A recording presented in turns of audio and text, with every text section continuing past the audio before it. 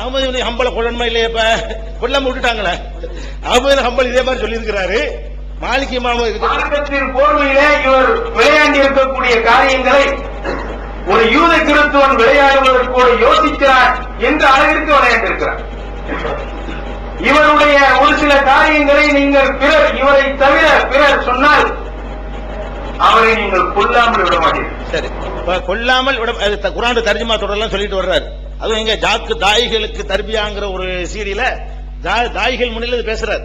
அப்ப அவ்வளவு விவரம் வச்சுக்கிற மாதிரி நான் என்ன கேட்கிறேன், இப்ப பழங்காலத்துல இருந்துச்சு, கேள்வி கேட்கப்பட்டுச்சு, அதை ஒண்ணும் செய்யக்கூடாதுன்னு விட்டுட்டாங்கன்னு சொன்னா ஏன் கேள்வி கேட்கப்பட்டுச்சு? அப்ப இது நான் புதிதாக சொல்லவில்லை என்பது அவர் நினைச்சிட்டாரு, தெல்ல தெளிவாக ஒப்புக்கொண்டாரு. அகமது இமாம் சொன்னா நம்ம சொன்னோம்னு வச்சுக்கிறோம்.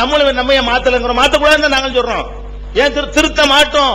என்ன எழுதுனாங்க இருக்கட்டும், உச்சரிப்பு கரெக்டா கொண்டு போயிருவோம். அது ஒவ்வொருத்தரும் கை வைக்க அந்த அனுமதி கொடுத்துடக்கூடாது.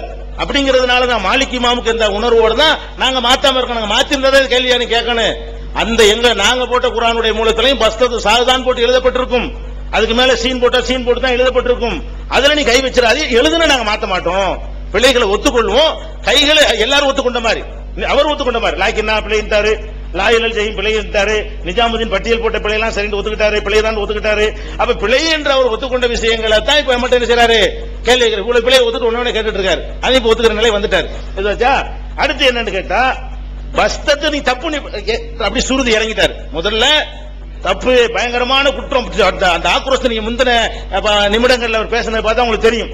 அவ்வளவு பயங்கரமா சொன்னவர் அப்படியே பொசுக்குன்னு சுருதி இறங்கி, நீங்க அதுவும் செய்யலாம் இதுவும் செய்யலாம் தானே சொல்லணும், தப்புன்னு இப்படி சொல்லலாம். அதான் எப்படி அதுதான் சரி இதான் தப்புன்னு ஆர்குமெண்ட் பண்ணவர் என்ன செஞ்சாரு, இப்ப பேசும்போது அப்படி சுருதி இறங்கி வந்துட்டாரு. என்ன செய்யறாரு கேட்டா, ஆதாரம் என்னங்கிறாரு. ஆதாரம் தானே வேணும். லிசானுல் அரபு மாதிரி 1000 லிசானுல் அரபுகளை ஆய்வு, மொழியை பொறுத்த வரைக்கும் சவுதியில உள்ள சொல்றவங்க எல்லாத்தையும் நம்ம ஏத்துக்கிற வேண்டியது இல்ல. அரபு மொழிக்கு அவங்களை ஏத்துக்கலாம். தாய்மொழி அவங்க தானே, மொழி விஷயத்துல அவங்க கரெக்டா இருப்பாங்க. அவங்க இந்த லிசானுல் அரபு போன்ற எல்லா அகாரத்தையும் ஆராய்ச்சி பார்த்துட்டு தான் இது சரியில்லை, லிசானுல் அரபு சொல்ல சரியில்லையே, பசத்தை வராத, சாது கிடையாது அப்படிங்கறதுனாலதான் சாதுக்கு மேல சீனை போட்டிருக்கிறாங்க. சாதுக்கு மேல சீனை போட்டது யாரு? நாங்களா? சவுதி அரசாங்கம். யாரு? மொழியில கரகண்ட அறிஞர்கள், மொழியில கரகண்ட அறிஞர்கள் பாக்குறாங்க. இதுக்கு உதாரணமா வாழைப்பழம் இருக்குதுங்க. வாழைப்பழத்தை லானா போட்டு எழுதிட்டான், வாழைப்பழம் ஒருத்தன் எழுதிட்டான். அது தப்புக்கு நம்ம என்ன செய்வோம், அந்த லானாக்கு மேல பழம், இந்த லானா சிறப்புல கருத்தை போடுவோம். அதுக்கு என்ன அர்த்தம்? எழுதுன சரி, வாழைப்பழம் தான் சரிங்க காட்டுறது. அப்ப அந்த மாதிரியே தான் இருக்குது. எப்படி இருக்கு? பஸ்தத்தை சாத போட்டு எழுதிட்டு மேல சின்னதா ஒரு சீனை, எல்லா சாதுக்கு மேல சீன் போட்டிருக்கா, இதுக்கு மேல ஒரு சீனத்துக்கு போடுறாங்கன்னு சொன்னா, அந்த அரபுல உள்ள அறிஞர்கள் லிசானுல் அரபு போன்ற எல்லா அகராதிகளையும் புரட்டி பார்த்து விட்டு இவர் கிராமருக்கு வெளியே நின்று பேசுறாரு, லிசானுல் அரபுக்காரர் கிராமருக்கு வெளியே நின்று பேசுறாருன்னு சொல்லி அதுல நம்ம கை வச்சிடக்கூடாது. பேணுதெல்லாம் இருக்கிறாங்க, முன்னாடி செஞ்சது கை வச்சிடக்கூடாது. அதே நேரத்தில் சாதா வாச்சிடவும் கூடாது, மக்கள் கை வச்சிடவும் கூடாது, சீனா மாத்தி விட்டுற கூடாது. நம்ம அதே நேரத்தில் வாசிக்கும் போது நீங்க சாதா வாசிட்டு வாசிடக்கூடாது, சாது என்று வாசிக்க கூடாது. மேல சீனு சாதா எழுதுறாங்க, ஆனா சாதுன்னு வாசிப்படாத, சீனு வாசி. இதுக்கு மேல என்ன ஆதாரம் வேணும்? அப்ப இது ஒரு விஷயம். அடுத்து 2 குர்ஆன் தான் இருக்கு. இதுக்கெல்லாம் பதில் சொல்றதுக்கு பாயிண்டே கிடையாது. அதாவது இந்த பேச்சில சில சொல்லுவோமே, அதுக்கெல்லாம் இவர் பதில் சொல்லி தெரிகிறார். பதிலே தேவை கிடையாது. எதுக்கு? 2 குர்ஆன் தான் உலகத்துல ஆச்சிடுறாங்கன்னா இது மேட்டரா? அதுக்கு போட்டு 1/2 மணி நேரத்தை போக்குறாரு தேவையில்லாம. அப்படி வச்சுக்கிட்டா கூட 2 குர்ஆன் என்ன அர்த்தம்னா, 2 ஸ்டைல். ஒன்னும் சவுதியுடைய ஸ்டைல்ல உள்ள எழுத்துக்கள், இன்னொன்னு இந்த உருண்டையா இருக்கும் பாகிஸ்தான் எழுத்து. அந்த பாகிஸ்தானை மையமாக கொண்ட எழுத்துக்கள். இவரே சொன்னார் மொரோக்கோவுடைய குர்ஆன்ங்கிறாரு. மொரோக்கோவுடைய குர்ஆன் சவுதியில் அச்சிடப்படுது. மொரோக்கோவுடைய குர்ஆன் தான் சவுதியில தான் சவுதி ஸ்டைல் அச்சிடப்படுகிறது. அப்ப இந்தியா, பாகிஸ்தான், பங்களாதேஷ் போன்ற நாடுகள்ல உள்ள குர்ஆனுடைய எழுத்து ஒரு மாதிரியா இருக்கும்.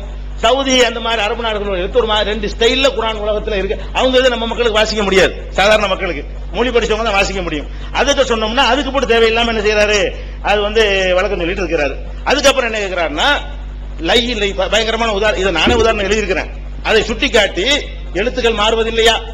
லை என்ன இருக்குல்ல, முதல்ல லை என்ன எப்படி எழுதுவாங்க, ஒரு கொஸ்டின் மார்க் மாதிரி போட்டு ஒரு லானாவை கீழே போடுவாங்க. முதல்ல கொஸ்டின் மார்க் இப்படி போட்டு என்ன செய்வாங்க, ஒரு அப்படிதான் நாம எல்லாம் லை என்ன படிச்சோம். அப்ப இப்ப உள்ள பிள்ளைங்க எப்படி படிக்கிறாங்க, ரெட்டை கொம்பை போட்டு விட்டு லானாவை போடுறாங்க. இந்த மாதிரி எழுத்து மாற்றம் என்று சொல்லியிருக்கலாமே. நமக்கு அட்வைஸ் பண்றாரு, நீங்க இந்த பஸ்தத்தை எப்படி சொல்லியிருக்கனே, எழுத்து மாற்றம் பின்னாடி சொல்லியிருக்கிறீங்கல்ல, அந்த மாதிரி இதுவும் எழுத்து மாற்றம். அந்த காலத்து எழுத்து எப்படி இருந்துச்சு, இந்த காலத்து எப்படி இருந்துச்சுன்னு சொல்லலாமேங்கிறாரு. இது உங்களுக்கு அறிவு கேத்துக்கிறதா? எழுத்து மாற்றம்னா அந்த நூல்ல உள்ள எல்லா எழுத்து அந்த மாதிரி தான் எழுத்து மாற்றம். நான் ஒரு புத்தகம் எழுதுறேன், எல்லா இடத்துலயும் லையன்னாவை என்ன செய்யறேன், 2 கொம்பு போட்டு லானாவை போட்டுட்டு ஒரே ஒரு இடத்துல ஒத்த கொம்பு போட்டு லானா எழுதுனா அந்த காலத்து எழுத்துன்னு சொல்லுவீங்களா, மிஸ்டேக் இருந்தீங்களா?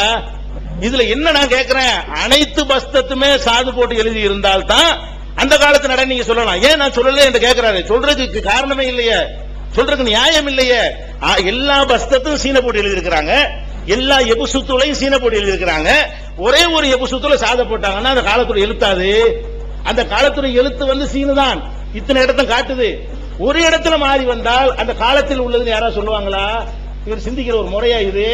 அப்ப சிந்திக்க வேண்டிய விதத்தில் அவர் என்ன செய்றாரு, முழுமையான ஆய்வு இல்லாமல் முடிவான தகவலை அவர் சொல்லிட்டா இருக்கிறார். எனக்கு சொல்றாரு, எது முழுமையான, நீங்க செஞ்ச முழுமையான ஆய்வா இது? இப்ப நீங்க செஞ்சிருக்கிறீங்களா, இது முழுமையான ஒரு கேள்வியா? எழுத்து நடைங்கிறீங்க, இது முழுமையான ஆய்வு பண்ணி தான் செஞ்சீங்களா? அப்ப அந்த உஸ்மான் காலத்துல வந்து சீன் பூரா சாது போட்டு எழுதுறது வழக்கமா இருந்துச்சா? அப்படி இருந்தா எல்லா இடத்துலயும் காட்டுங்க, எல்லா இடத்துலயும் சாது போட்டாங்கன்னு காட்டுங்க. ஒரு வசனத்துல மட்டும் சாது போட்டு அதே சொல்லு வேற இடத்துல வரும்போதுதான் சீனு போட்டால் காலத்தினுடைய எழுத்து முறை அல்லது கவனக்குறைவாக வந்த முறை என்று நான் சொல்ற மாதிரி என்ன செஞ்சிருக்காங்க. அவர் எடுத்து இதுக்கான காட்டுறாருல, 2 பேரும் இன்னும் நிறைய பேர் சொல்லியிருக்காங்க. அவர் எடுத்து காட்டினது மட்டுமே உங்களுக்கு ஆதாரம் ஆகிக்கிறேன். அவங்க அப்படி சொல்லியிருக்காங்க. மாளிகை அப்ப இவர் கொதிச்சது மக்கள் மத்தியில் கொண்டு எல்லாம் போய் விளங்கி போச்சா, உள்நோக்கொண்டு விளங்கி போச்சா? அவரே எதையும் தவறுலாம் இருக்குன்னு ஒத்துக்கிறாரு. லாக்கினா தவறுங்கிறாரு, லாயிலல் ஜெயும் தவறுங்கிறாரு.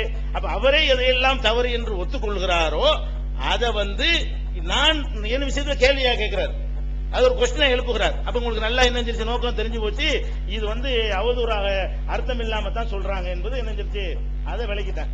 அதுக்கு அடுத்து என்ன கேட்டா டாபிக் வந்துருவோம், விடக்கூடாது, சாலிம் விட்டுறக்கூடாது.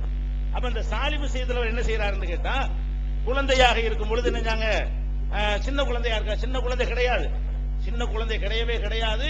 இன்னும் சொல்ல போனா அதுல குழந்தைகள் எடுத்து வளர்த்தது கிடையாது, சின்ன பிள்ளைலாம் அவங்க எடுத்து வளர்த்ததே கிடையாது. பெரிய ஆளாகத்தான் அவர் சாலிம் வந்து இவங்களுக்கு அறிமுகமாகிறார். சின்ன குழந்தையை அறிமுகமாகவில்லை. ஆனா அவர் சின்ன பிள்ளையிலே எடுத்து வளர்த்தாங்க என்பதற்கு ஆதாரம் காட்டல் என்று சொன்னால், என்னை விமர்சிக்கிறதுக்கு வரும்போது ஒழுங்கா சொல்லணும், பேச்சில கூட ஒருத்த முன்ன பண்ண சொல்லிடலாங்க.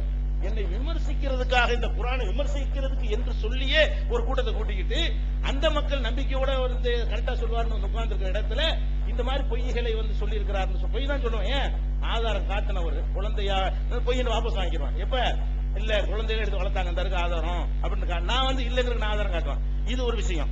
அடுத்து இப்ப நம்ம என்ன கேள்வி கேட்கிறோம்னு கேட்டா, அடுத்து வர்றாரு குழந்தைகள்னு சொல்லிட்டாரா, அதுவும் நிக்க மாட்டேங்குது.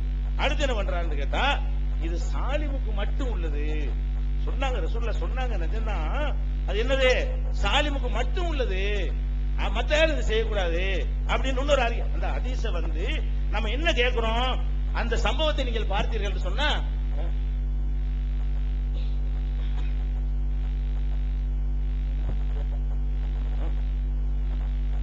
5 நிமிஷம் மட்டும் விவாதம் செய்வர்களுக்காக ஒரு டீ பிரேக்.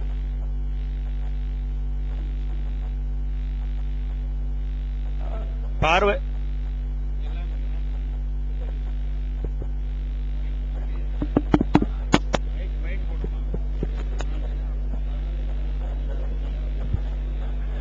ஹலோ